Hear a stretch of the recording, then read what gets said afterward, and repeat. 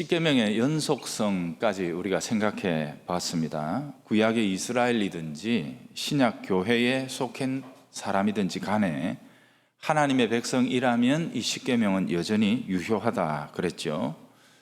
십계명의 근본 이념을 이해하고 또 실천하는 것은 시대를 초월해서 하나님 백성의 자기 선언이기 때문이다 그렇게 했습니다.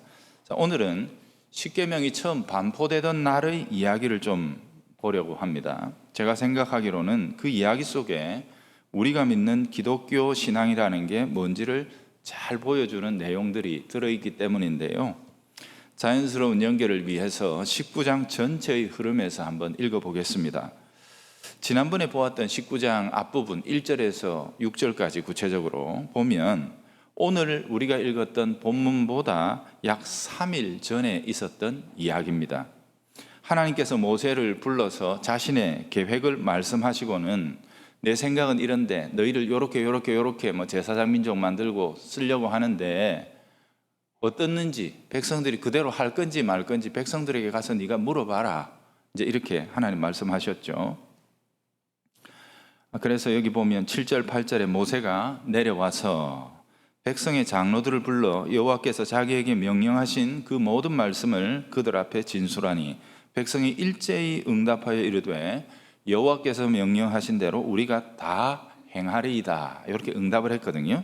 그러자 하나님께서 이제 이래 말씀하십니다. 사흘 뒤에 내가 모든 백성들이 다 볼 수 있도록 친히 이 산에 강림하겠다.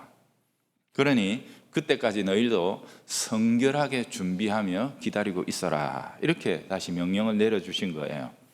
자, 그런데 보십시오. 여러분, 하나님은 이미 자기 뜻이 뭔지를 내가 너희를 어떻게 쓰려고 한다는 계획을 다 말씀하셨잖아요. 그죠? 그리고 백성들은 또 뭐예요? 예, 우리가 그대로 하겠습니다. 라고 이렇게 응답까지 다 했단 말이거든요. 그러니 하나님과 이스라엘 백성 사이의 의사소통이라는 건 이미 다 이루어졌습니다. 이루어졌는데 그럼에도 굳이 사흘 뒤에 내가 직접 내려갈 거야. 내가 직접 너희들을 다 불러 모아서 내가 내려가서 이 문제를 결판을 지어야 되겠다. 이렇게 말씀하시니 이 이유가 뭘까 하는 거죠. 소통하신 내용을 이제는 공적으로 확정하시겠다는 뜻입니다. 여기서 우리가 한번 생각해 볼 게 있죠. 이스라엘 백성들은 애굽 땅에서 노예였죠. 그죠? 노예라면 권한이 없습니다. 권한이 없는 존재입니다. 자유도 없고 책임도 없고 그렇죠? 모든 게 없는 존재가 노예였습니다. 그저 바로의 소유물 중에 하나였을 뿐이에요. 만약 누군가가 바로를 꺾고 이겼다면 그는 바로의 모든 소유를 다 취할 권리를 가지게 되죠. 즉 소유권자만 바뀌게 되는 겁니다. 이스라엘 입장에서 보자면 당시의 전쟁 방식으로 보자면 바로에게 이겼기 때문에 그의 모든 권리를 다 빼앗아 버리신 하나님 편에서 생각하자면 굳이 바로의 노예였던 이스라엘 백성들에게 이렇게 할래 저렇게 할래 라고 물어보실 이유가 없는 겁니다. 그런 자격을 갖춘 존재들이 못 되거든요. 그 당시의 문화 속에서는 그런 겁니다. 그들은 단지 하나님이 이겼기 때문에 빼앗은 전리품일 뿐입니다. 그럼에도 하나님은 그들에게 이처럼 진지하십니다. 굉장히 공식적이고 또 정중하게 그들의 의사를 물어보고 확정하시죠. 여러분, 여기에 기독교가 무엇인지를 보여주는 특징이 있습니다. 기억하셔야 됩니다. 이스라엘을 대하고 계시는 하나님의 이런 태도는 하나님께서 그들과 맺으시고자 하는 관계의 본질이 무엇인지를 우리에게 잘 가르쳐 줍니다. 여러분, 이게 중요하니까 다시 한 번 더 천천히 머릿속에 정리하면서 생각해 보세요. 분명히 그 시대의 룰로 보았을 때 하나님은 이스라엘에게 대하여 일방적인 권리를 갖고 있는 존재입니다. 출애굽 사건이 바로에 대한 하나님의 승리가 맞다면 그런 겁니다. 열 재앙과 또 홍해를 가르시고 또 만나를 내리시고 아말렉을 물리치시고 불기둥과 구름기둥으로 인도하여 여기에까지 이끌어 오신 것이 하나님이 맞다면 하나님은 이 이스라엘 백성들에게 물어보실 이유가 전혀 없는 겁니다. 이렇게 해 라고 말하는 주인과 노예의 관계, 그렇게 대응하시면 되는데, 하나님은 나는 그런 식의 관계를 원하는 게 아니다 라고 지금 말씀하고 계시는 거죠. 하나님은 먼저 자신이 이스라엘에 대하여 당연히 가질 수 있는 힘의 우월적인 관계를 거절하십니다. 왜일까요? 여러분, 힘으로는 행동을 굴복시킬 수 있죠. 그러니까 행동을 얻어낼 수는 있습니다. 해 하면 하는 거니까.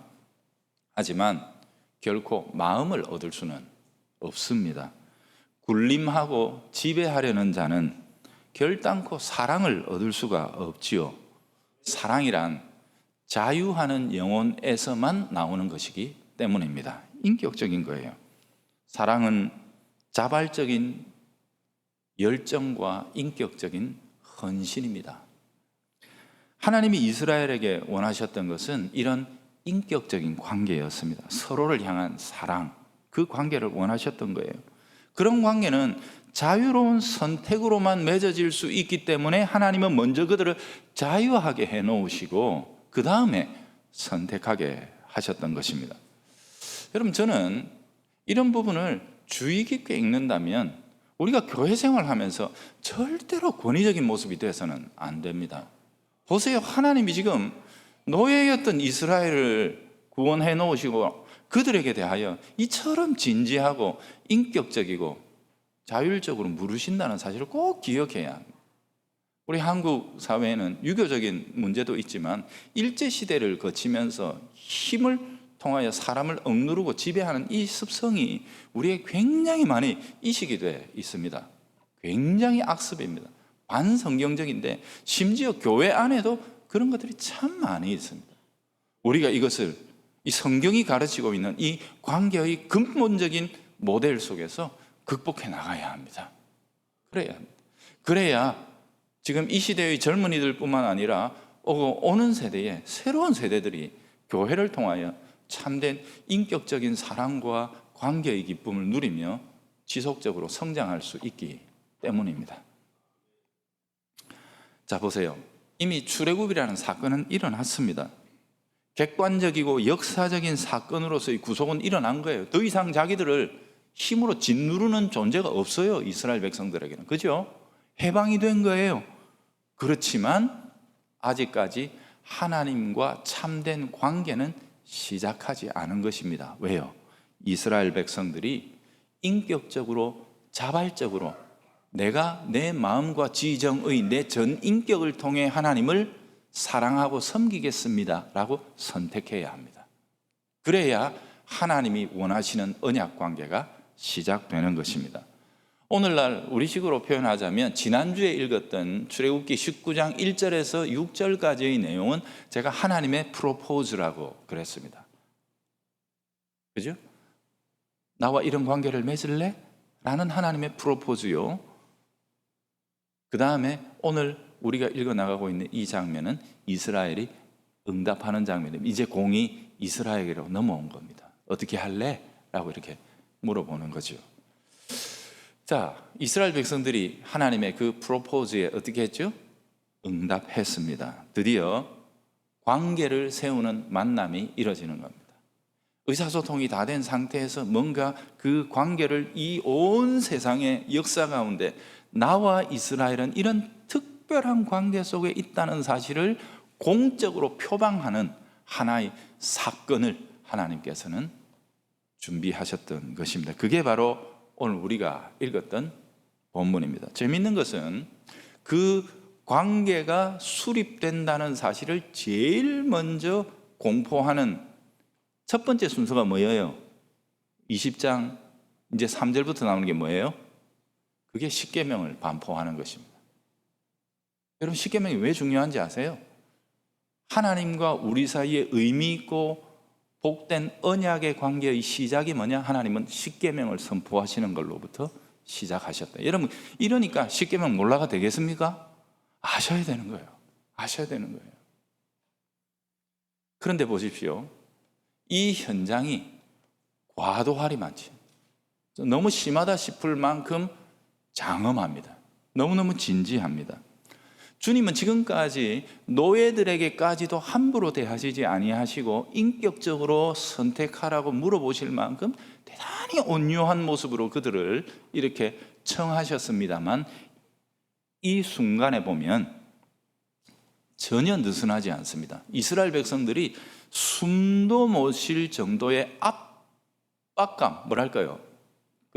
뭐라 그러죠? 압도적인 임재, 하나님의 그 마음을 알게 되죠. 그게 여기 보면 16절에 보면 하나님이 그 산에 임하시는 장면을 보고 이스라엘 백성들이 극단적인 두려움, 이 거룩한 두려움입니다. 경건한 두려움 속에 빠져가지고 몸둘 바를 모릅니다. 영광스러운 존재 앞에서 죄인이 느끼는 그 극단의 어떤 두려움, 이게 이스라엘 백성들 가운데 우리를 구원하신 자가 이처럼 위대한 분이셨던가라는 사실을 깨닫고 그들이 두려워 떨게 되지요. 그게 16절에 보면 나오고요. 그다음 18절에 보면 온기 가마에 연기 같은 연기가 자욱했다가, 이게 쉐키나의 구름이죠. 하나님이 임재하실 때 우리에게 하나님의 영광스러운 임재를 그냥 인간이 보면 다 죽는다고 성경이 그러니까 하나님이 그 임재를 상징적으로 이렇게 우리에게 보여주시는 게 구약에 보면 쉐키나의 구름입니다. 그 구름이 얼마나 빽빽하게 임했는지 나중에 보면 햇빛이 다 가려져서 암흑처럼 어둡게 됐다. 그만큼 하나님이 압도적으로 그 산에 임재하셨다는 겁니다. 히브리서 12장에 보면 그 당시의 장면을 히브리서 기자는 이렇게 묘사하고 있죠. 온 산이 흔들렸다. 온 지각이 흔들렸다. 라고 그렇게 이야기를 합니다.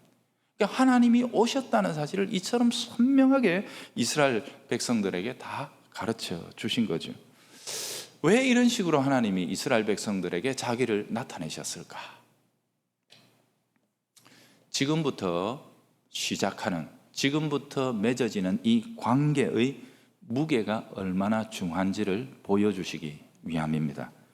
자유롭게 너희들이 선택할 수 있는 관계이기는 하지만 일단 그 관계가 맺어지면 그 관계는 절대로 가벼운 관계가 아니라는 것을 하나님은 이런 장면들을 통해서 우리에게 보여주시는 거죠. 하나님은 이스라엘 백성들과 야, 너 나랑 사이좋게 지내자 하는 이웃 사촌 정도의 관계를 원하셨던 게 아닙니다. 하나님은 나와 너 외에는 이 세상에 아무도 없다라고 할 만큼 특별한 관계, 그것을 배타적인 언약의 관계입니다. 너하고 나밖에 없어, 우리 사이에는 아무도 끼일 수 없어, 이런 배타적인 언약의 관계를 맺는다, 이 사실을 보여주는 거죠. 이 단어는 여러분 익숙하시죠? 제가 수요일날 하도 많이 가르치고 강조했기 때문에 어려운 건 아닙니다. 배타적인 언약의 관계란 우리도 그런 경험이 다 있습니다. 뭐예요? 혼인의 관계입니다. 혼인의 관계. 사랑과 자유로운 선택, 그리고 자발적인 열정과 헌신, 이 모든 것의 결론으로서 우리는 혼인에 서약을 하게 됩니다. 우리는 결혼이 어떤 것인지를 압니다. 혼인 예식은 두 사람 사이에 결단코 아무도 낄 수 없다는 사실을 다른 사람은 우리 사이에서 배타적이다, 배제한다, 아무리 나와 좋은 관계가 있어도 적어도 내 아내와 나 사이에는 낄 수 없다는 사실을 선언하는 겁니다. 그래서 성경은 심지어 부모도 끼면 안 된다고 해서 남자가 부모를 떠나 그 아내와 연합하는 것이다 라고 이렇게까지 이야기하는 거죠. 이 관계는요, 아무도 낄 수 없는 관계예요. 서로에 대하여 완전한 헌신과 봉사와 다짐을 하는 거예요. 어떤 상황이 와도 죽음 외에는 서로를 갈라놓을 수 없어야 하는데 요즘은 이게 완전 엉망진창이 됐죠. 이게 타락입니다. 이게 마귀가 노리는 겁니다.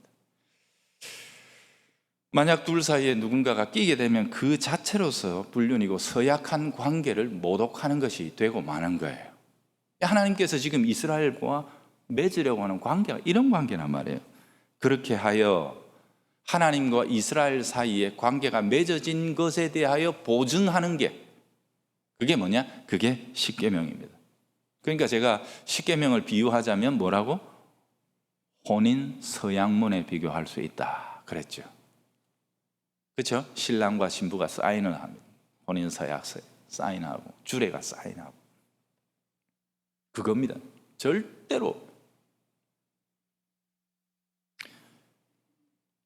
신랑 신부가 서로를 향해 서로 사랑하기로 공적으로 서약을 하는 것처럼 십계명은 시내산에 강림하신 하나님과 이스라엘 사이에 배타적인 사랑의 관계가 형성됐다는 것을 온 세상 열방에 선포하는 행위입니다. 그래서 20장 1절이나 19절의 내용을 보면 이 십계명만큼은 하나님이 친히 음성으로 선포하셨다고 나와요. 하나님이 십계명을 그 당시로 보면 그러니까 히브리 말이겠죠, 그죠? 히브리 말로 막 이렇게 하나님의 음성이 어땠을까? 저는 참 궁금합니다. 어쨌든 들은 사람은 그때 많이 있는데 지금은 없어요. 참 궁금하기는 합니다. 근데 나중에 보면 이스라엘 백성들이 하나님이 말씀 안 하시면 좋겠습니다. 우리가 죽을 것 같습니다. 그러죠? 죽을 것 같습니다. 그래서 모세가 대신 하나님의 음성을 듣고 와가지고 이스라엘 백성들에게 전해주고 하는 이런 관계가 나중에 세워지게 되는 거죠. 자, 이스라엘 백성들 십계명을 선포하시는, 직접 선포하시는 하나님 앞에서 엄청난 위험과 권위와 압박감을 느꼈습니다. 그래서 하나님 말씀하시지 마십시오. 못 견디겠습니다. 하나님 말씀 안 하셔도 내가 들을게요. 라고 이제 그렇게 빌고 빌어서 모세가 전하게 되는데, 여러분 보세요. 이런 장면들을 보면 이 십계명을 반포하시고 이스라엘과 관계를 세우시는 하나님의 진심이 어떤 것인가를 알 수가 있어요. 그만큼 진지하고 장엄합니다. 요즘 말로, 젊은 애들 말로 찐이라는 거죠. 진짜 하나님의 마음이 여기에 담겨 있는 거죠. 주님께서는 지금 맺어지는 이 관계에 대하여 자기 자신이 온 마음과 뜻과 의지와 힘과 성품을 다해서 나는 헌신할 것이라 라는 사실을 먼저 이스라엘 백성들에게 보여주시는 것입니다. 그러니 너도 같은 마음 같은 사랑으로 나를 대하려무나 라고 이렇게 하나님이 그들에게 요구하시는 거예요. 여러분 이런 걸 보면은요, 우리가 하나님 사랑한다 말하기 전에, 하나님께 우리가 진심이다 말하기 전에 하나님이 먼저 그런 거예요. 하나님 먼저 우리에게 그러신 거예요. 그러시기 때문에 우리에게 그걸 요구하시는 거예요. 기억하셔야 돼요. 제가 제 아내를 이 세상 누구보다 사랑하기 때문에 제 아내에게도 그 사랑을 요구하는 거거든요. 그게 제가 나쁜 사람입니까? 아닙니다. 이건 좋은 사람입니다. 같은 거예요. 하나님이 이스라엘 백성에게 당신의 진심이 무엇인지를 이런 장면을 통해서 보여주시는 거란 말이죠. 여러분 여기서 이 구도 속에서 우리는 기독교 교회가 무엇인지를 읽어낼 수 있어야 합니다. 신약교회도 마찬가지거든요. 그리스도께서 이루신 십자가와 부활은 객관적이고 역사적인 사건입니다. 구약의 출애굽은 약한 사건이에요. 그리스도가 이루신 십자가와 부활은 완전하고 영원한 구속입니다. 그래서 온 인류와 만물을 구속하시기에 모자람이 없이 다 성취하셨습니다. 이제 죄와 사탄은 그분 앞에서는 힘을 잃었습니다. 그리스도는 승리하셨고 하늘과 땅의 권세를 가지시고 역사와 만물을 다스리시고 주관하십니다. 이게 객관적인 사건입니다. 객관적인 사건인데 중요한 건 뭐예요?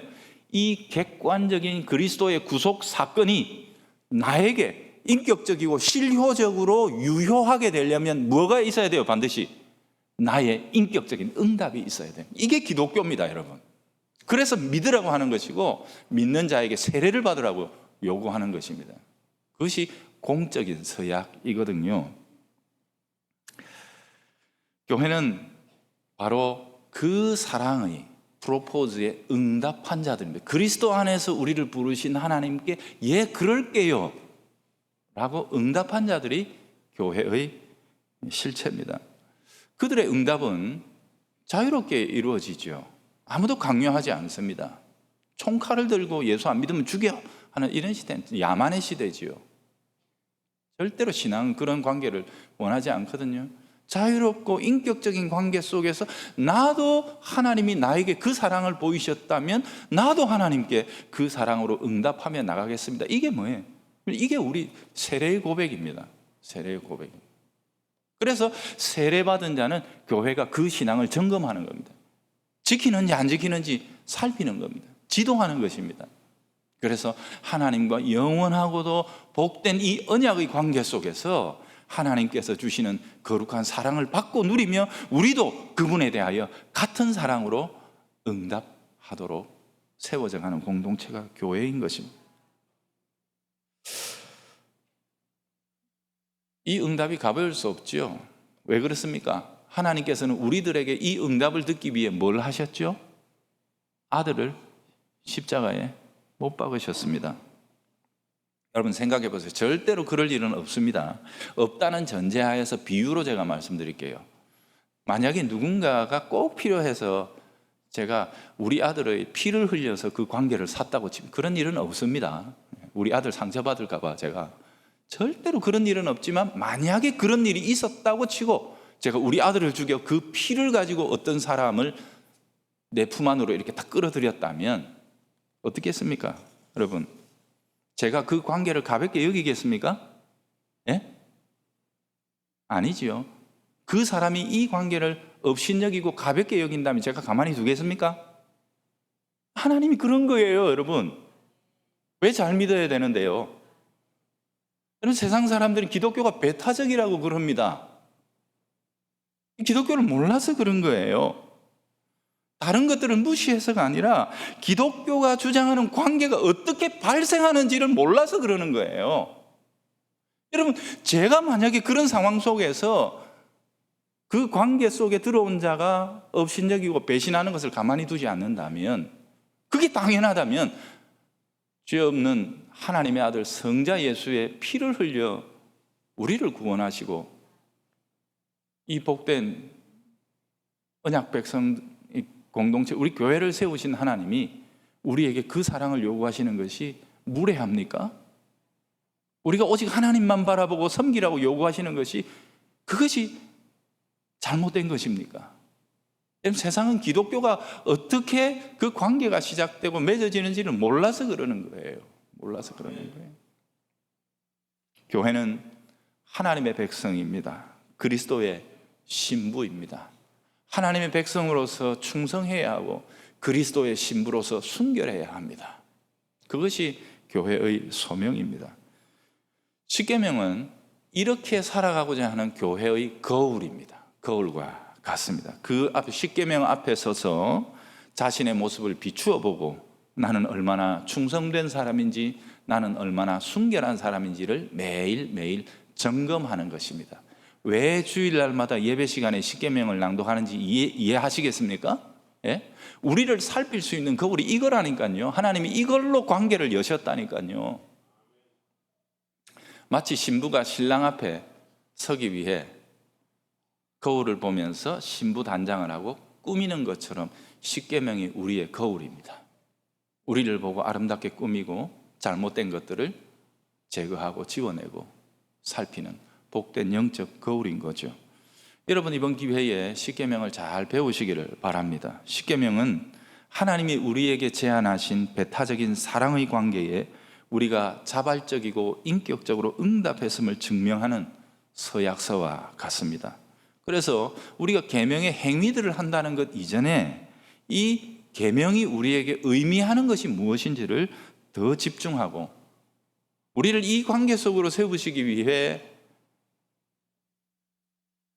하나님이 행하신 일들을 기억해야 합니다. 죄와 죽음에 종살이하던 우리를 건져내시기 위해 아들의 피를 흘리신 하나님이 그 피로 우리를 사셨다는 사실을 기억하면서 우리가 십계명의 말씀들을 늘 마음속에 새기고 또 되뇌이며 이 계명을 통하여 세상과 우리의 삶을 바라보면서 거룩한 하나님 백성으로 서야 하는 거죠. 자, 이번 한 주간도 여러분 그냥 묵혀두지 마시고 십계명을 읽고 공부하십시오. 그리고 익히십시오. 그래서 주일날마다 너는 나 외에는 다른 신들을 내게 두지 말라, 이 한마디 속에 우리의 마음 속에는 훈련된 일계명을 지키는 요소가 무엇인지를 순간적으로 확 지나가면서 우리 삶을 스크린할 수 있도록 우리가 그렇게 훈련되어 있어야 하는 것이죠. 기도하겠습니다. 하나님 아버지, 나는 여호와라. 내가 너희를 구원했다. 구원하기 위해 아들의 피를 흘리신 하나님이 우리에게 그 피값에 어울리는 사랑을 원하시는 것, 우리가 이 시간 진중하게 생각하며 하나님 앞에 이 세대 가운데서 거룩한 백성으로 설 수 있게 하여 주옵소서. 예수님 이름으로 기도합니다. 아멘.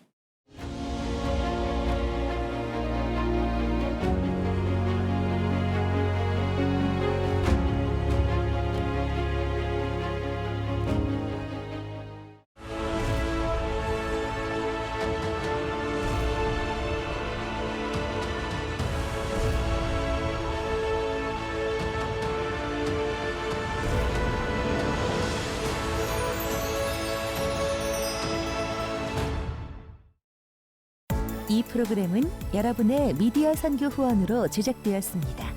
선교는 사명, 후원은 동역. 당신도 복음을 전할 수 있습니다. 선교 후원 02-6333-1003번